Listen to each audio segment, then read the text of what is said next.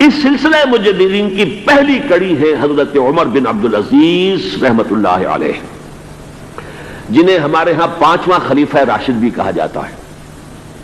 ولادت سن 61 ہجری کی ہے، انتقال ٹھیک 40 برس کی عمر میں 101 ہجری میں ہو گیا۔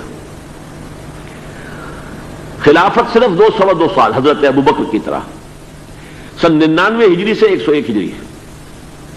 خود یہ مروان بن حکم کے پوتے تھے۔ بنو امیہ کے جو خلفاء ہیں ان کی 2 شاخیں ہیں، امیہ کے 2 بیٹوں سے جو شاخیں چلی ہیں، ایک حرب سے چلی ہے، اس میں ابو سفیان تھے لیکن وہ خلیفہ نہیں تھے، لیکن امیر معاویہ، پھر یزید کا بیٹا تھا معاویہ ثانی۔ دوسری شاخ جو تھی وہ مروان بن حکم سے چلی ہے، اور اس میں ہے اصل میں جو 10 خلفاء آئے ہیں بنو امیہ کے۔ یہ مروان بن حکم کے پوتے تھے، لیکن ان کی والدہ حضرت عمر کی پوتی تھی۔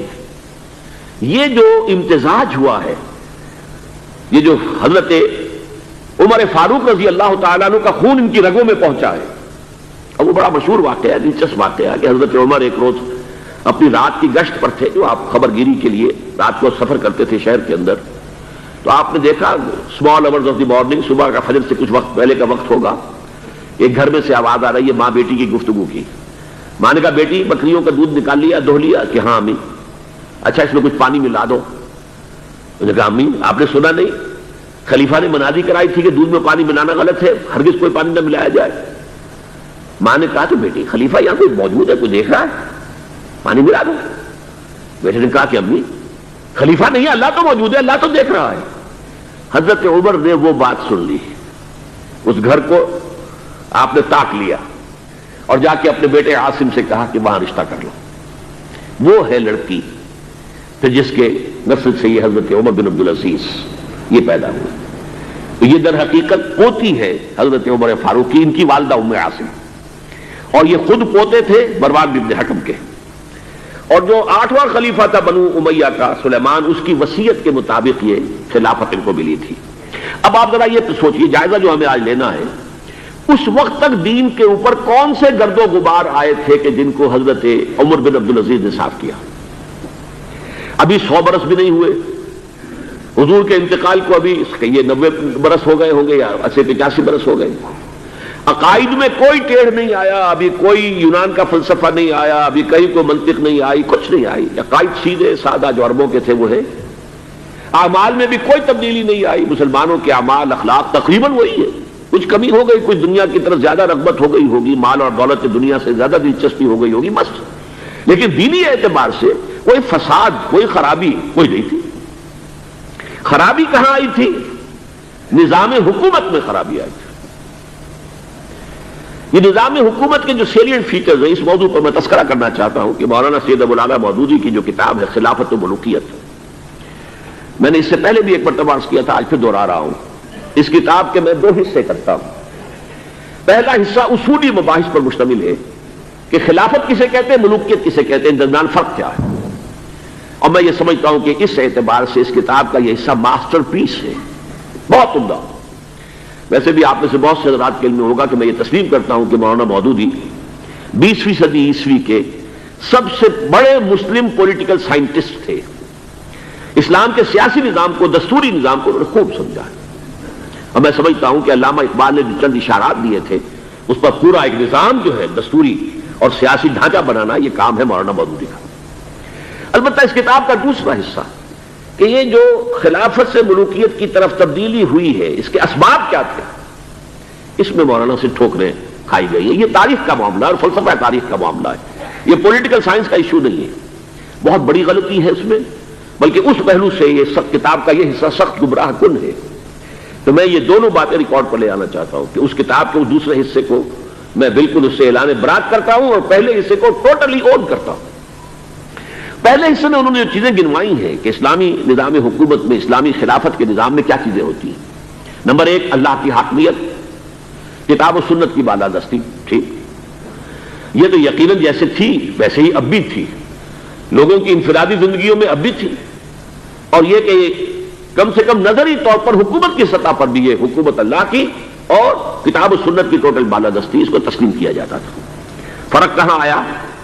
خلافت راستہ شورائی حکومت تھی، جبکہ اب جو حکومت بنو امیہ کی بن گئی جسے حضور نے ملکن کہا ہے، ملوکیت، تحکمانہ انداز، ہمارا اختیار ہے، جو ہم چاہیں گے کریں گے، زمین و آسمان کا فرق واقع ہو گیا۔ وہاں خلیفہ کا انتخاب ہوتا تھا مشورے سے، امرہم شورا بینہم ان مشورت المسلمین۔ یہاں اب خلافت ہو گئی قبائلی، بنو امیہ، بنو عباس، اور موروثی ہو گئی، باپ کے بعد بیٹا، بیٹے کے بعد پوتا۔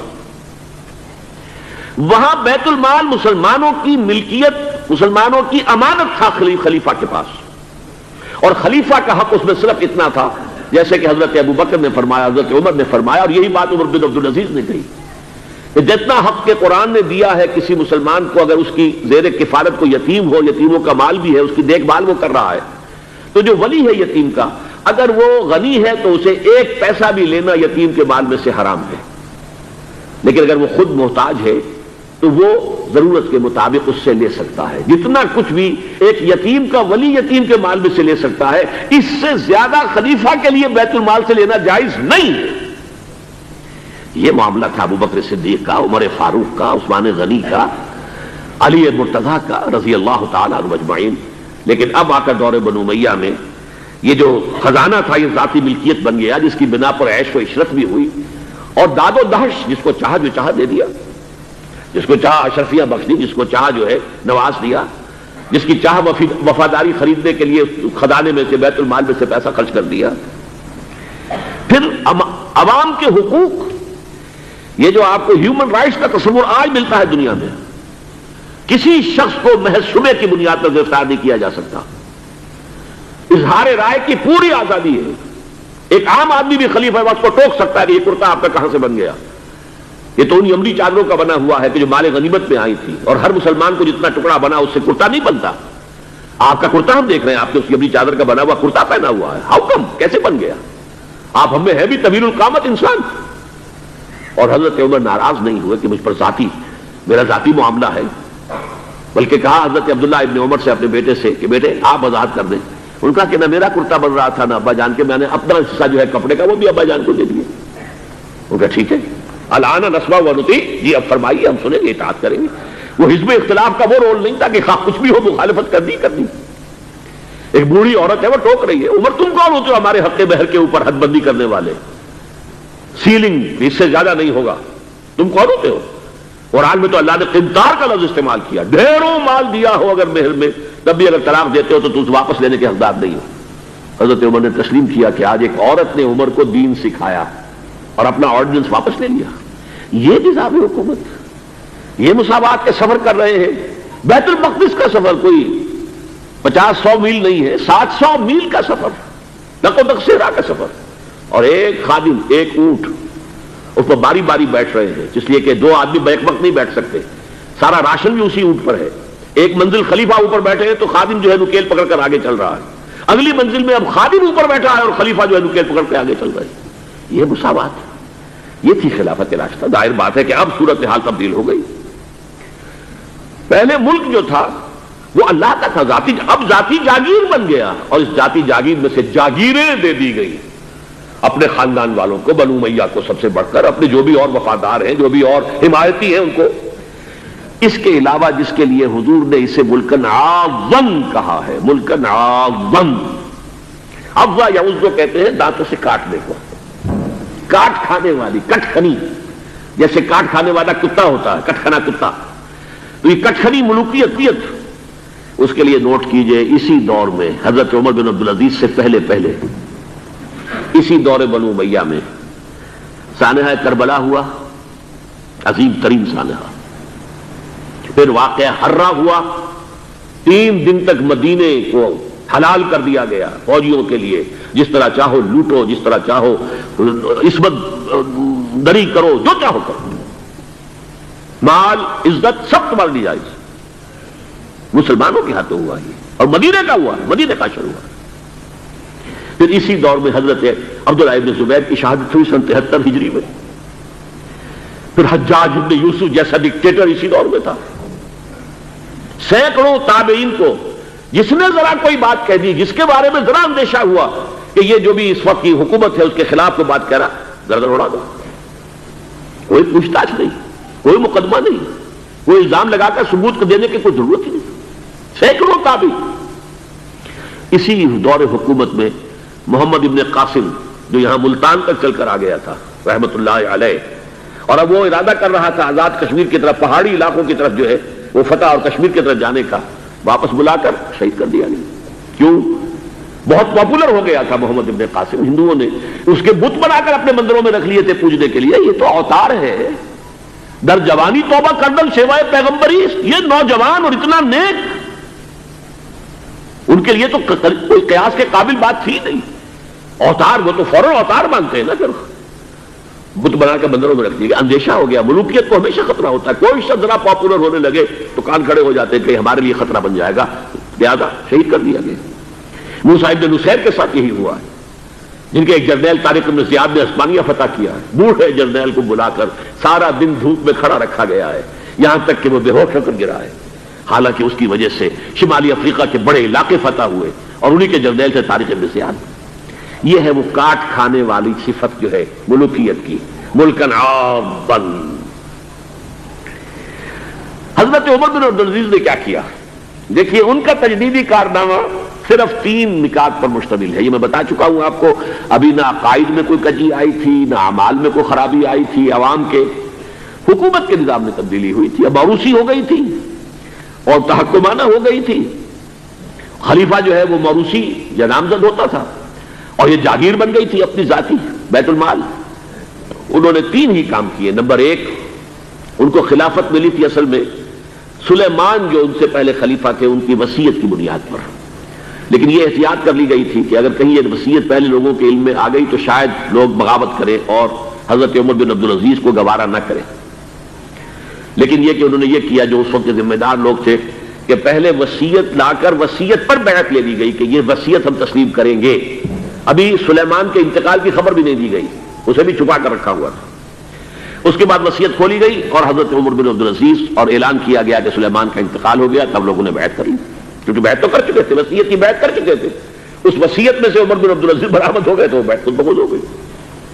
لیکن انہوں نے جا کے اعلان کیا مجمع عام میں، لوگوں مجھ پر یہ خلافت کی ذمہ داری ڈال دی گئی ہے، بغیر مجھ سے پوچھے، بغیر میرے مشورے کے، بغیر میری خواہش کے، لیکن میں آپ کی گردنوں میں سے اپنی خلافت کے اس قلادے کو اتار کر پھینک دیتا ہوں، آپ جسے چاہیں اپنی آزاد مرضی سے مشورے سے خلیفہ بنا دیں۔ یہ پہلی اصلاح تھی، موروثیت ختم، نامزدگی ختم۔ اب اگر چاہتے ہیں آپ، اگر لوگوں کی رائے ہے ان کا مشورہ تو ٹھیک۔ سب نے کہا بیک زبان ہم آپ پر راضی ہیں، ہم آپ ہی کو خلیفہ بنانا چاہتے ہیں۔ پہلی اصلاح تو یہ ہوگی۔ دوسرا کام یہ کیا، جتنی جاگیروں کے ڈاکومنٹس تھے، دستاویزات، وہ سب طلب کیے، خود اپنے گھر سے اپنی بیوی کے سارے زیورات، عبد الملک بن مروان کی بیٹی سارے زیورات بیت المال میں داخل کرتی، اپنی جاگیر سب سے پہلے اپنی جاگیر کو ختم کیا۔ اس زمانے میں شیڈر تو تھے نہیں، مشین تو تھی نہیں، مسجد میں بیٹھے ہوئے تھے حضرت عمر بن عبدالعزیز، اور وہ ایک ایک وثیقہ لایا جاتا تھا اور وہ قینچی سے کاٹ کر کے پھینک رہے تھے۔ بڑا طوفان مچ گیا بنو امیہ کے لوگوں کے اندر، کیا ہو رہا ہے؟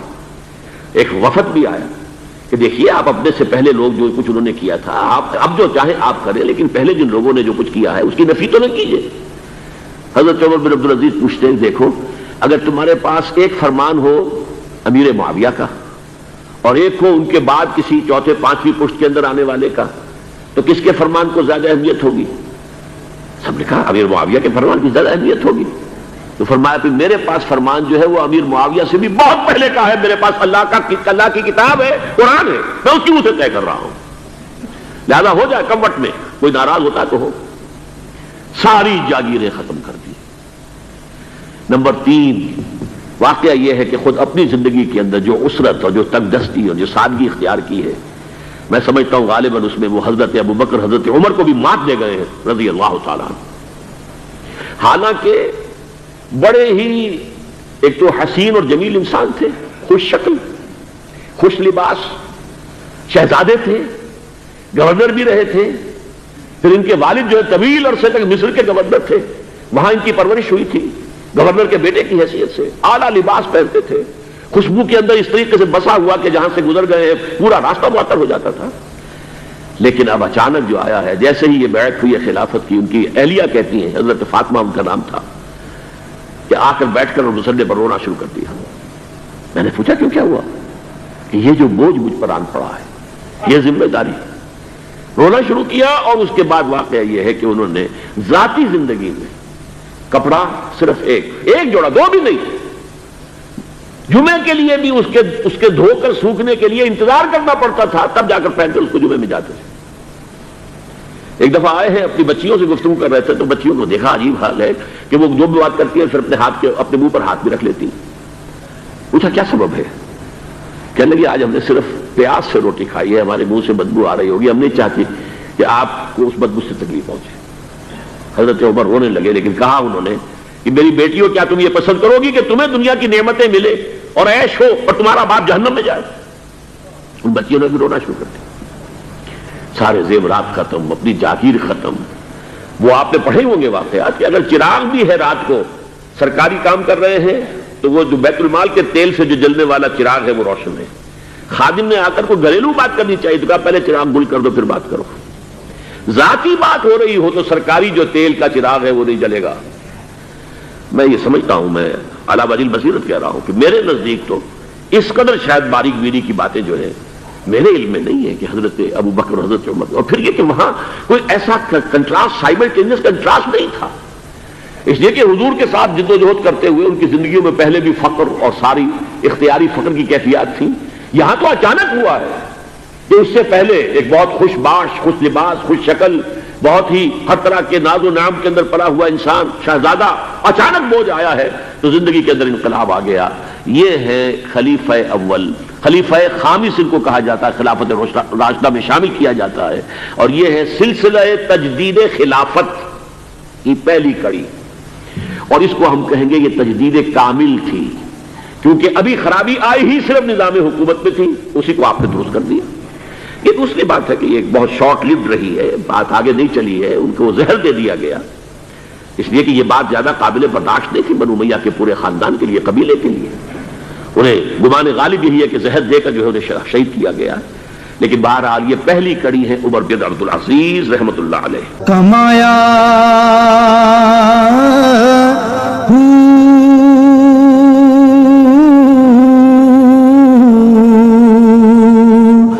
نام بھج مسیح تی وڑیا، نا تسبا